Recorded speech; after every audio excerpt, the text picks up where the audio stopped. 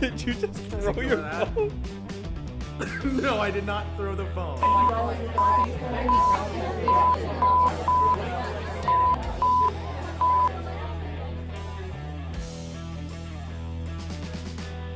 Hey everyone, thanks for tuning in to another episode of Beg Pardon. As always, I'm your host Anthony, joined by Carlos. Welcome to the show. So this week we are discussing Batman. Yeah? Am I right? One and only. I was like, you said it so like solemnly, you're like... In my heart, I felt it. So Batman. Carlos, very close, apparently, to the Batman. But that's today's topic. I know, you know what, I thought about that. I was like, maybe I should wear something. And then I didn't commit. Maybe we should have talked about this before recording. I don't know why I'm talking to you about this right now. But yeah, so this week we're talking about Batman.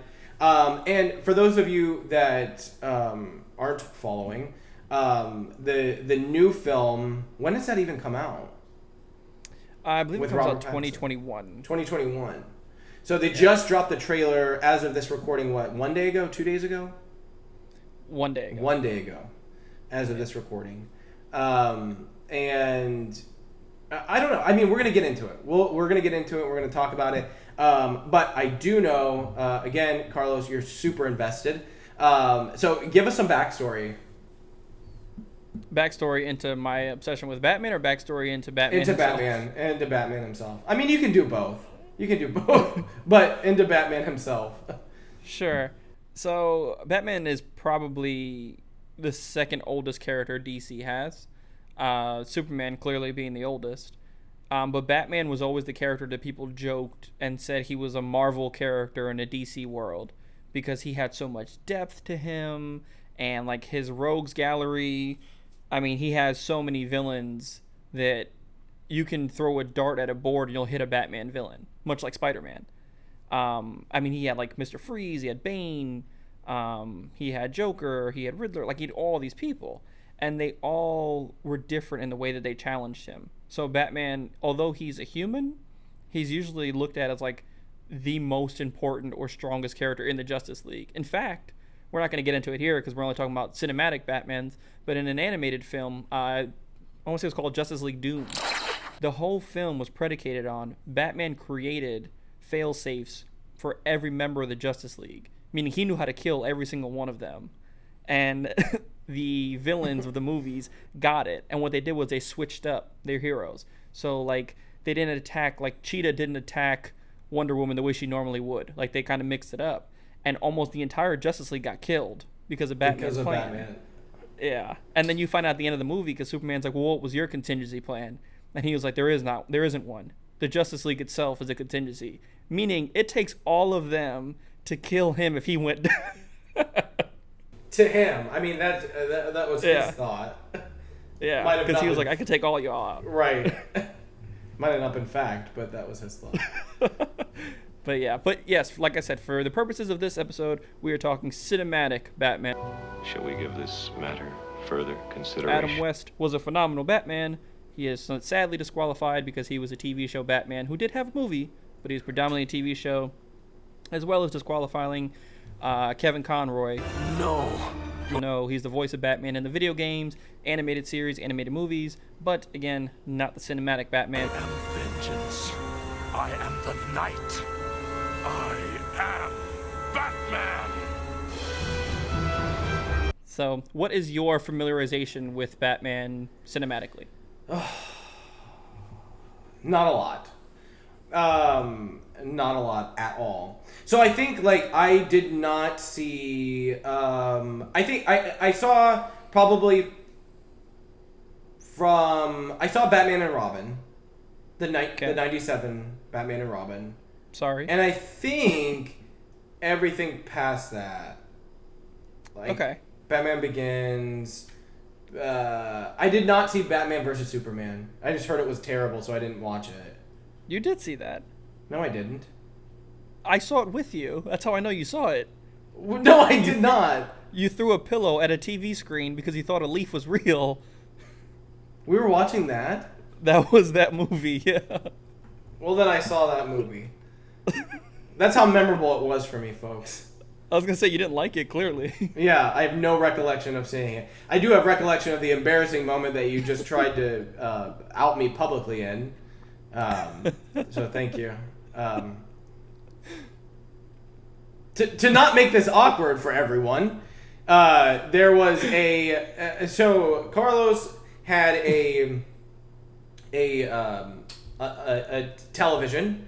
A regular flat screen. It wasn't regular. The picture was crisp. Like, it was really crisp. The picture was really, really crisp. And the way that the movie started, was it the movie or just the TV turning on? No, it was the movie. The way It was movie the movie. funeral. So you guys know at the beginning of movies, whenever they come up and they're like like Blumhouse has like the chair in the corner of the room spinning around, like that whole thing. So they're introducing the movie, and these leaves start falling like on the screen. And for whatever reason, I thought these leaves were really in the room, and I had a pillow and I tossed it at the screen, which is not a way to remove leaves either. So I tossed the pillow, immediately realizing that the leaves didn't go anywhere. And then I immediately looked at Carlos as in a don't tell anyone because this was kind of stupid. So then he proceeded to tell his wife at the first instance he could, and now tell our thousands of listeners that we have on the show my embarrassing moments. So thank you, Carlos. We can move on. But it makes us all closer to you. So if anything, we've all shared that experience now. And feel free to tell us your embarrassing moments, folks. That was a sad attempt at a save. Continue. So let's go to 89. Let's go to Tim Burton. Yeah. Which I did not see. I did not see this. It was good. It was a lot better than people expected it to be.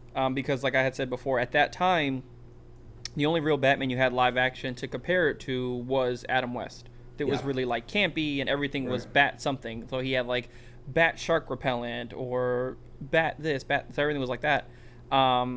And Tim Burton's was like dark. Like the tone of it was dark. The like color Tim schemes Burton were dark. himself. Yeah. Like when you watch it, you don't even have to know Tim Burton did it. You're like, this is a Tim Burton film. Yeah. Like, it was just, ugh. But they cast Michael Keaton. I'm Batman. And at that time, people only really knew Michael Keaton for like Mr. Mom and things like that. So diehard fans were kind of in an uproar. Like, you're going to get the funny man to play Batman? Like, this is a serious character. And if But why would they say this is such a serious character whenever they just had Adam West to compare it to? Because for a lot of people, that was like the TV show wasn't going off of like Batman himself. Okay. Like it wasn't the comics. There wasn't the public was introduced to Adam West, but comic book fans didn't like that. Got you. So if the internet was around back then, the beration, if that's even a word, Shocking. that Michael Keaton, Shocking. that Michael Keaton got would have been astronomical. Yeah. But Michael Keaton, he did the role, and he knocked it out of the park, and it was also Jack Nicholson as the Joker, which he had a really good person to play off of, if you ask me. But, the only problem with Keaton's Batman was he couldn't turn, like his neck. So the costume was built so he had to turn his shoulders every time. So it looked like Batman, when he's like fighting, got into a serious accident once upon a time and could not turn his neck, and all he could do was turn his shoulders. Like he's wearing time. like one of those neck braces. Exactly. Like he was in Gotcha. small claims court last week. But Michael Keaton did really good, and I mean he got 2 swings at it. He got that one, and then he got Batman Returns, also with Tim Burton. That a lot more people know, I think, because that's where you had Michelle Pfeiffer as Catwoman. You had Danny DeVito as Penguin. Christopher Walken was even in that movie. I saw that movie. Yeah, see? Yes, I did see that movie. Michael Keaton was a solid Batman. He's top 3 of my favorite Batman. He's number 2, actually. Who was up to the plate next? After Batman Returns was Batman Forever in 1995 with the one and only Val Kilmer. So Val Kilmer's is the one that had Jim Carrey as Riddler It had Tommy Lee Jones as Two-Face. You're already making the face. See, people know. Once you say I that, remember. you're like, I remember. See, now I remember these movies, but I just don't. I don't know. I remember them. They all Whatever kinda you say. mash. Yes. They all kind of mash up. And the cringe. I remember the cringe now. With that, I just remember the cringe. It's just, I mean, Val Kilmer was a decent Batman. I thought he was pretty good, but he just played it so serious. Like, I mean, Batman's a serious character, but even as Bruce Wayne, there's some like jovial joking with him. Like there's something about, he's charismatic billionaire. Yeah. Well, I mean, Val Kilmer. I think any story where you have like this a protagonist going through such serious life and death things on a regular basis. I mean, there has to be some level of comedy to bounce it off. Yeah. Otherwise, it's just going to be like a Johnny Cash song, a later and Johnny Cash song. Like that's what it's going to be. If there isn't like this like give and take a little bit with the character. So yeah. I definitely see that. Batman and Robin in 1997. I did see that. That was also bad. Hi, Freeze. I'm Batman. Horrible. Yeah.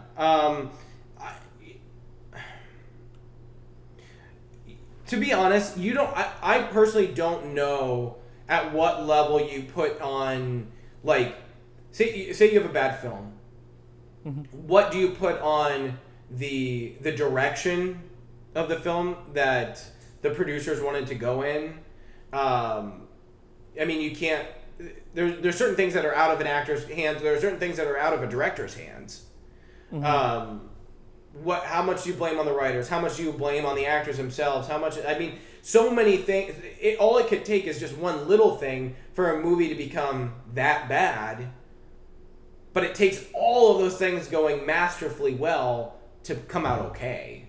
And I think that's the hard part, is that you see so many subpar movies, and then again you have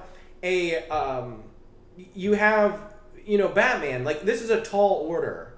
This is a tall order that any of these like titular characters in pop culture society. I mean, if you're gonna go up to the plate, you gotta hit the ball. You can't miss it. It can't be like, oh, like it was okay, because the bar has just continuously raised at that point.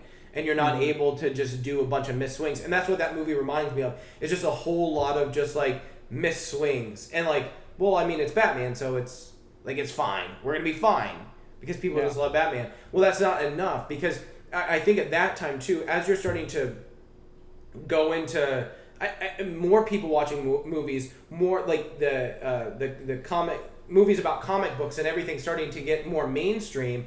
You have people that you're starting to realize that there's not a margin for error. These people, especially people like you that were very, very heavy into comic books, you guys are even more unforgiving, because this is what the expectation is. This is what I've had my whole life. So this is what you have to live up to. And I don't think they did that for a long, long, long time. Yeah, I think, they still kind of, like you said, they played into, these characters are big, and I mean, the audience is mainly, they just want to see a decent movie. It doesn't have to be a good comic book movie. It doesn't have to have depth, because they looked at it like, well, it's a comic book movie. It doesn't need depth. It doesn't need Oscar-winning performances. Like, it's just a comic book movie. So, and that definitely showed in Batman and Robin, because, like you said, if the writing is bad, you don't have much to work with as an actor. You have a director who is trying to go in a direction that doesn't really fit the script. I mean, Joel Schumacher did Batman Forever and Batman and Robin, which were two of the Batman movies. And, they kind of try to be campy with it. If you remember, they had like the Bat card where he had a credit card, and Mr. Freeze, a.k.a. Arnold Schwarzenegger, had lines like, "You're not sending me to the cooler." Sprayed his gun.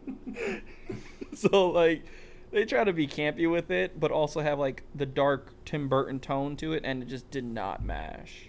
No. It was awful. No. And I think what you saw, after that, again, once expectations had risen to this level, and it became very evident that they were at this level. Mm-hmm. I think you saw the future partnerships with like Christopher Nolan and Christian Bale. I mean, like, regardless of what was going on, and I think regardless of a lot of the outside factors, I think once then you have, you know, an actor or a set of actors and a director that there's a lot of cohesion, then it becomes very evident that things are starting to work out. And I think timing is a thing too. And the new millennium brought about, I don't know, like, more people were very, very interested in watching movies about comic books than they were back in the day, if I could say that, back in the day. I feel weird saying that. I think, well, especially because back in the day is referring to a time not too long ago, but it sounds awful when you say it. Yeah. Like it sounds. And we were there in that day, so I was like, maybe that's why. I was like, back in the day we were there for those days, so that does kind of sound a little bit worse. But yeah, I mean, you make a good point. You know, as time progressed, not just in the DC world of Batman movies, but you started seeing, like, Blade came out, Wesley Snipes, and X-Men came out. Like, the quality was getting better and better and better. And I think they were nervous to take a swing at Batman again because they were like, whew, that last one was rough. But Batman pulls in so much, like, financially. He is probably the biggest financial hero, I think. Bigger than, in my mind, bigger than Superman, bigger than Spider-Man. I think Batman probably is the most recognizable hero in the world. And, you know, they gave it a serious treatment in 2005 when they got Christopher Nolan to come on with Christian Bale. I'm Batman. Batman Begins, and that just went, like, steamrolled past everything. Because if you remember, like, Batman Begins, it was, as far as I can remember, the first Batman movie that showed him becoming Batman. correct. Like, his parents got killed. They get killed in every movie. But Spoiler. yeah, if you ever get an acting job and you're like, Thomas Wayne, it's not a big part, I promise. Yeah. But, like, you know, they showed him going to train, and he became, like, a martial artist, and he was around the world. Like, it actually showed that journey. And no other movie did that. They were just kind of like, his parents, bang, he's Batman. And Christian Bale and Christopher Nolan kind of did that journey for us. And then to have, like, the Scarecrow in that, to add, like, that fear toxin, it was something that somebody could do. It wasn't, you know, a Mr. Freeze or a Poison Ivy, or it was somebody that Correct. you can Correct. legit do that. There was a sense of realism brought into it. Yeah. Yeah, and Christian Bale, I think, is such a method actor that he really, like, bulked up to play Batman. I mean, he tried to differentiate as much as he could between Bruce Wayne and Batman. Like, he was trying to be the everyday billionaire with the rest of his friends at hosting those parties at his house. Gatsby. Yeah, getting beaten up by Liam Neeson's. Yeah. But you know, I think that was it.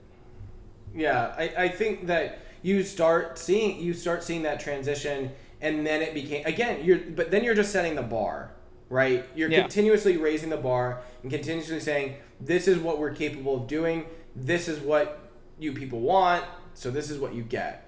And then the bar just keeps steadily becoming higher and higher and higher and higher.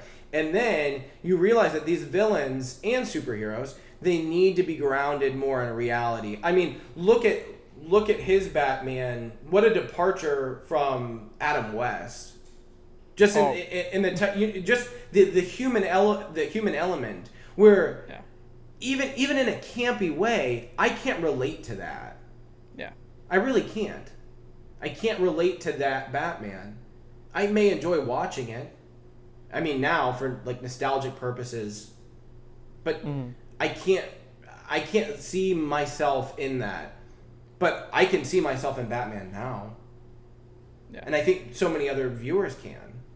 But it's because I think they're realizing, like, this is what's connecting with audiences, is this nice mix between your favorite superheroes, your favorite villains, your favorite things that take you out of reality, but then we kind of break that fourth wall with the audience, and we bring you in. Like, you can see yourself as me, I can see myself as you.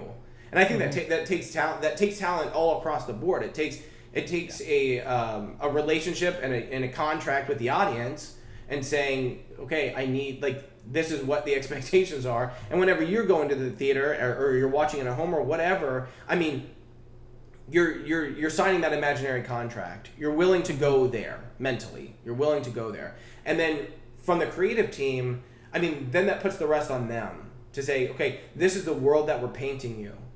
And then this is how you fit into that world. And this is what we're doing. This is how we're saying it. And this is how this whole kind of like masterpiece comes together, that kind of draws you in and kind of keeps you coming in and keeps you coming in and keeps you coming in and it keeps you talking about it. Because it would have been very easy for them to have, after Batman and Robin, for these failed movies to continue and it just drop off. Because there's just such a, if you remember back to those movies, and like we were joking around, a lot of these are jumbled up for me in the past.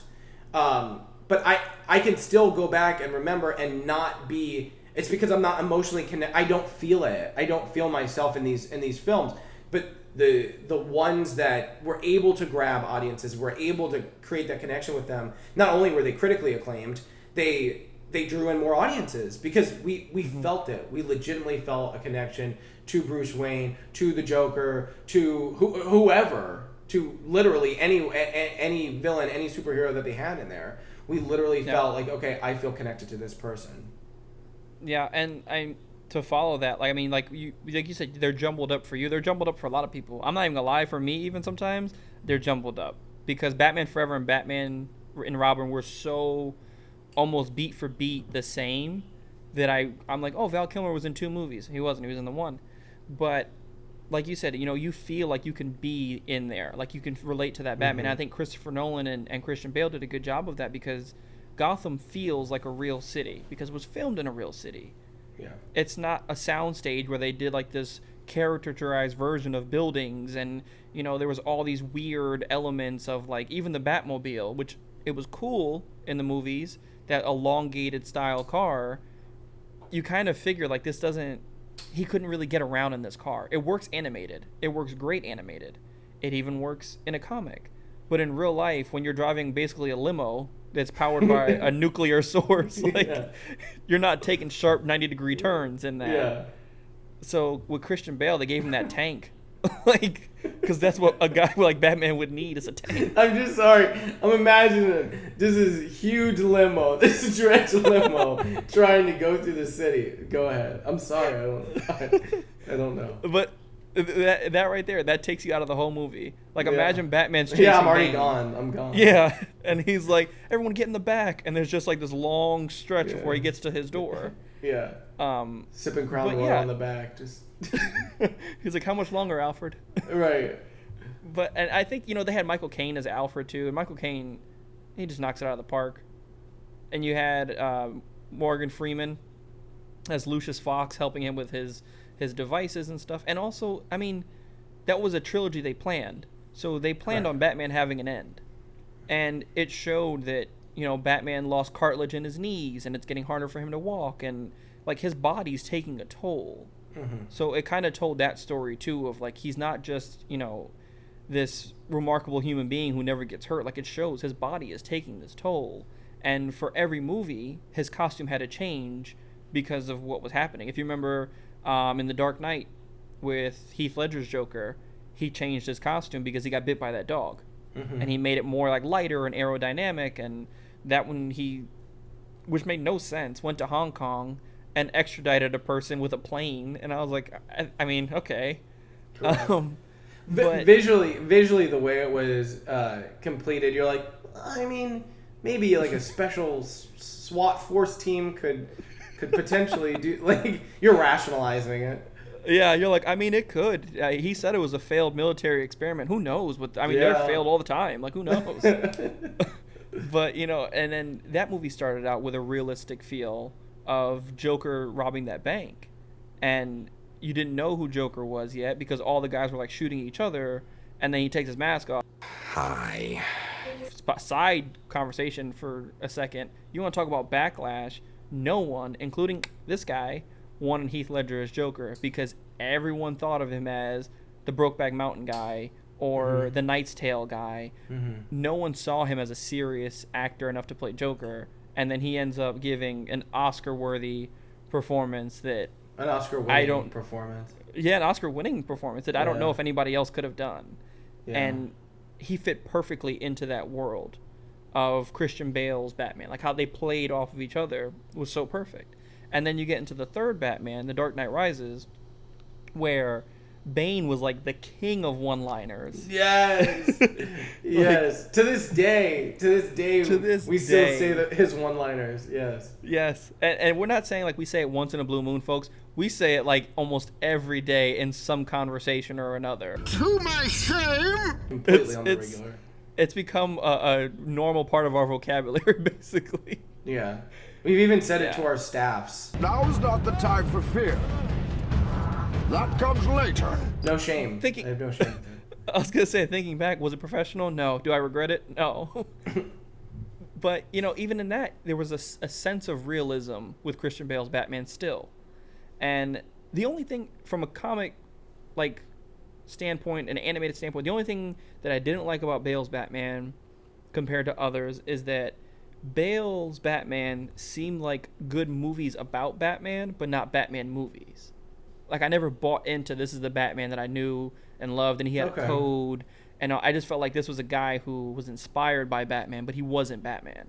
Like, but in that movie, the last one, what bothered me so much is they said X amount of years passed. I can't remember how many years, but years passed, and he wasn't Batman anymore because Rachel died. And it's like, Bruce, your parents were shot in an alley in front of you when you were 9. Correct. And that caused you to become Batman. But one girl who you weren't even dating, who said she didn't want to date you, dies, and you're like, Alfred, hang up the cowl. Like, you can't do it. Like, yeah. And I was like, Batman wouldn't do that. Like, what? Yeah. So that. But again, I think it adds like a more human element that you don't have to think about in comics. You don't have to think about in an animated version. Yeah. And I think people were like, I could connect with losing the love of my life. Like, more people lose girlfriends or boyfriends, be it death or breaking up or whatever, way more than children's parents get killed, thank God. But that's... Yeah. More people lose their significant others. So I think that was a way of again, establishing a connection, maintaining a connection, and using it. But again, like I said even before, you have these people like yourself that are so heavily invested, you can't pull that wool over. Like, you can't make this.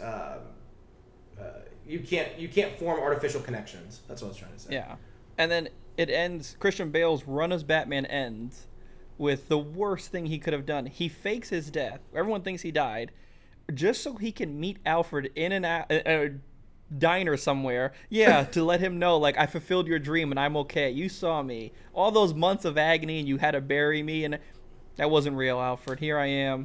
Drink on me. Like, if I was Alfred, just I'd be looking over the paper. This is right. Like, what? Like, if I may.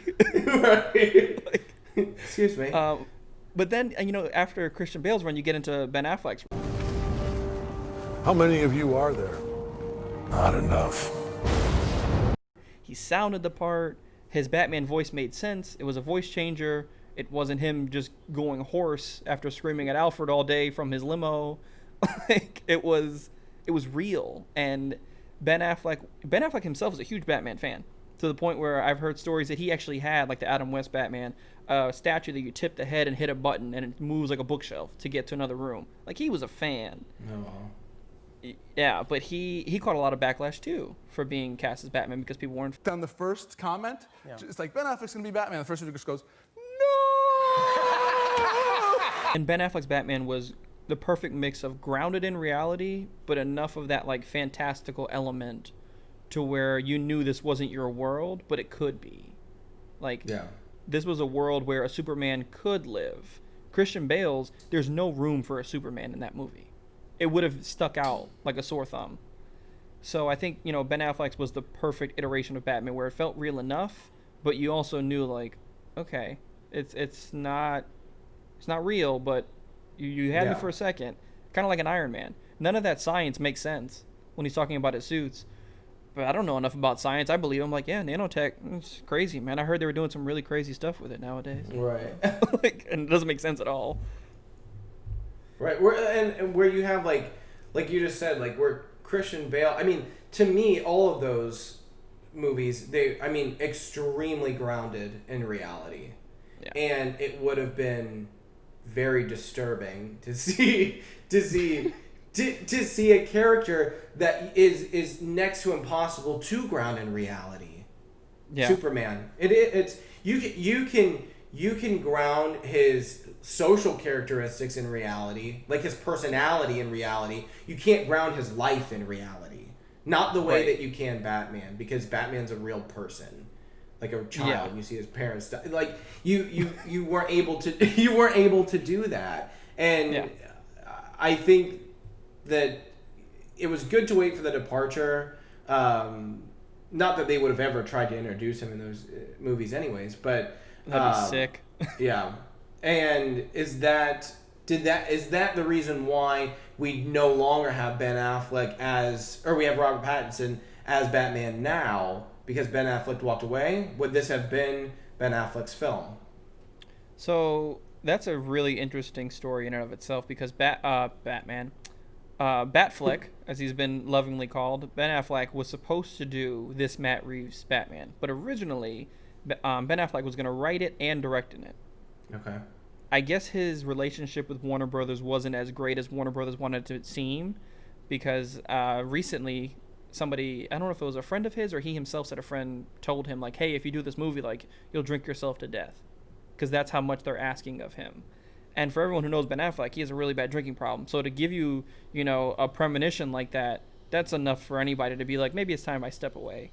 Mm-hmm. But there was so much drama concerning, like, it wasn't the 2 movies, or 3 movies technically. He had a cameo in Suicide Squad, but the 2 movies he was in weren't financial juggernauts. They didn't do Avengers numbers or anything. Mm-hmm. And how could you not? You had Wonder Woman, Batman, and Superman, your biggest 3 in a movie, and you couldn't even touch the Avengers. So he was supposed to do it, and then it got delayed, and then Matt Reeves came in, and he said, I'm still doing it. I'm just not directing it, but I'm still writing it. Didn't happen. And just recently, he's credited with co-writing the new Flash script. So he's going to be Batman in the Flash movie. But you also have Robert Pattinson playing Batman. But Robert Pattinson's Batman is like year 2 of him being Batman. So it's like a flashback type thing. Whereas Ben Affleck's, he's already a fully formed Batman. He knows his limitations. He knows his lines. Like, he won't cross. But Robert Pattinson's, if you saw the trailer, and if you haven't, check out the trailer. But in that, he like pummels that guy, like continuously. Yes. And that's no restraint. Barely any restraint. He stops, but barely any restraint. He stops because the guy stops breathing. Now, I don't know if that guy died or not, but he doesn't know that line yet. Like, he doesn't know where his boundary is yet. But Robert Pattinson's Batman looks a little more like, his hair is messy, and you're like, that's not really like, you're supposed to be a billionaire by day. I don't see you walking into board meetings like. I don't know. I mean, you had, and I'm trying to remember what movie it was in. I can't remember. But I mean, you had like Christian Bale like sleeping in board meetings. So I mean, you don't. But he looked clean cut and everything. Yes, like Robert Pattinson looked like the villain from the Lorax movie, like his hair and everything. Like, well, so I was gonna say, what I'm seeing from that is again rolling the dice. You had with a certain type of movie with certain types of actors, right? Mm-hmm. You see the Joker. Huge, the most recent one. Huge financial success, commercial success, critically acclaimed. So then they're like, wow, rated R superhero movies, very grounded in reality. Very, very grounded in reality. Work. Okay, let's roll the dice with Birds of Prey. Not as great, but still not terrible. So I think they're trying to go in this direction because they see, and to me, Robert Pattinson is that type of actor. He's that type of person, and the trailer to me showed that is going to be that type-esque of a movie. It is. Yeah. It's going to be that blurred line between here's a superhero. I'm showing you a superhero, but I'm also like how I'm relating to you, the audience, is where is the line between good and evil? Where is the line between good and bad? You as your person have to. I mean, I don't know about y'all, but I mean that's went into my life a couple times where I'm like, wow, the line between good and evil and sick and not sick, like it's a very thin line. Insanity and sanity, like it's a very, very thin line. And I think you have now these films trying to show that and connect with the audience on like such a visceral level. And when it works, and it works really well. But I think it's a risk because if it doesn't work hard. There's no middle ground with them going in this direction, in my opinion.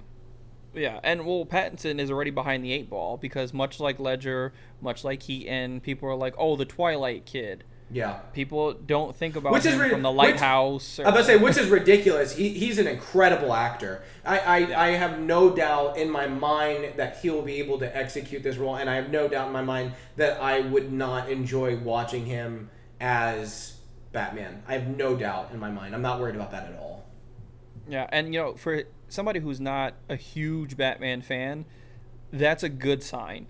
If people who aren't even diehard Batman fans are like, you know what, it looks good, like it looks gritty, it looks kind of like a mind teaser because the Riddler's in it, and like he's already getting these like little birthday cards, and he's trying to figure out this stuff. Like it looks like it's going to lean into a not really Silence of the Lambs, like kind of Silence of the Lambs-esque type thing, or like a Seven, or something like that, where I was thinking more like Seven, Seven. Yeah, and I think that's a really interesting twist for a Batman to do, because again, especially if this is a year 2 Batman, he doesn't know exactly what his moral code is yet. He doesn't know how far he can push it before he loses himself in that brink. And even animated and comic book stuff, Joker has always tried to show Batman, you're one bad day away from being just like me. So I think it's interesting that in this movie, it looks like Riddler's going to push Robert Pattinson's Batman to that point of, at what point do you snap? Because you realize, you're not as the better version of us all. And I think that's a really interesting take, and a really, like, I hate to use the phrase, but like an artsy take on such a beloved character. Because again, like you said, we've seen that with Joker just this past year. And that was heavy. Super heavy. Dark. It was probably the darkest movie I've seen, like where I felt no hope. When I was sitting in the theater, I was like, there's no hope in this movie. Yeah. It was great. It honestly was great. It was just so raw. It was very raw. And I feel like, and I'm glad you brought it up with the Joker and the dynamic that the Joker has with Batman, because to me, what this film has already shown and I thought this watching the trailer, I was like, wow, this is an ode to that whole relationship that Christian Bale and Heath Ledger had together in The Dark Knight. It's like an ode to that, because that immediately takes me back where he spent that whole movie convincing Christian Bale's Batman, like, hey, this is who you are. And then you found yourself, or at least I found myself at times, very much identifying with Heath Ledger's Joker in that movie. And I'm just 100%. Like, wow. Yeah, I'm just like, wow, this is... And I feel that is the direction that this movie's going to go. So I'm hopeful. Yeah. Not a huge comic book fan. Not a huge comic book fan at all. And very hopeful. I think, like you said, the dynamic, but the part of that Dark Knight that, I don't know, it just popped in my head when you said that dynamic was perfectly illustrated in Dark Knight, because when he actually had Joker, and he's like, why haven't you killed me? And Heath Ledger... Mob dealers? No, you complete me. And that was the sickest thing that he could have said, because Batman's like, well, I can't kill you, and you're not going to kill me, so we're going to keep doing this dance. And I was like... that is the most perfectly illustrated way of showing that these two will forever be stuck in this loop, and you love it for it. Like, you love it. You absolutely love it. And I think, from all these movies, Batman is only as good as the villain he's going against. So whoever's playing the Riddler, I forgot his name at the moment, I hope that he can give Robert Pattinson as much as Robert Pattinson is going to give to him. Like, I hope they play off of each other, because if he's a stale Riddler, that's going to suck. Well, hopefully they don't allow that. Hopefully they don't allow it. Hopefully they can see, a lot of these times you can see the writing on the wall. Hopefully. Yeah. Knock on wood. So Matt Reeves he's a good kid. Yeah, we'll see. But we want to hear from you guys. Let us know if you plan on watching the film. I guess it's releasing. There'll be information in the video below too, and a link to the trailer, so that way if you guys haven't seen it, you can watch it. But most of the world population has seen this. But if you haven't, the link will be provided. And what Batman film was your guys' favorite? If you guys have seen that, and if you haven't seen Batman ever, if you've never seen a film, we'd like to know that too. So, as always, thank you guys for subscribing. Thank you for tuning in. All the links to our social media accounts will be in the video below, too. Thank you. And as always, if you enjoyed this video, make sure you hit that subscribe button. I'm not going to say smash it. I hate when people say it on our YouTube channel. Just hit like. Yeah, just hit like, please. Don't go crazy. And there's also the audio version if you want to hear us and not see us. I totally get that. I've heard that plenty of times in my life. I have a face for radio, ladies and gentlemen. But you can go ahead and download on Spotify, Apple Podcast, anywhere else you like to listen except for Pandora, because again, like we said, we will continue to say that until Pandora puts us on there. Ironically, for our listeners, hold on, we do have an update for Pandora. Did you know that? I did not. Yeah. Oh, this is awkward since I drew attention to it and I didn't have it up. You trusted me. And I failed you. Well, while he's looking it up, ladies and gentlemen, like I said, if you haven't caught up on the other episodes either, make sure you take the time to catch up on previous episodes of Beg Pardon, as well as our Hall of History and our Water Cooler episodes. Pretty much anything that you're interested in talking about or don't want to hear about, we're going to talk about it. So there's something for everyone on this show. And thank you so much for international listeners as well. We have a ton of people internationally who've been watching our show. And it's so great that we're able to, communicate with you all and kind of all share this bond over pop cultural or just world-related topics. So thank you. Shout out to France, especially. I gotta give that a shout out to France, especially because y'all never miss an episode. And y'all, the day it drops. Yeah, and the day it drops. Yeah. So super appreciate it. Merci. Okay, so they reached back out to us. So we reached out to them, obviously, as all of this has been months. And they thanked us for writing them. And then elevating our request. We've been busy. That's literally what it says. We've been busy. Like they left us on red. Yeah, we've been busy.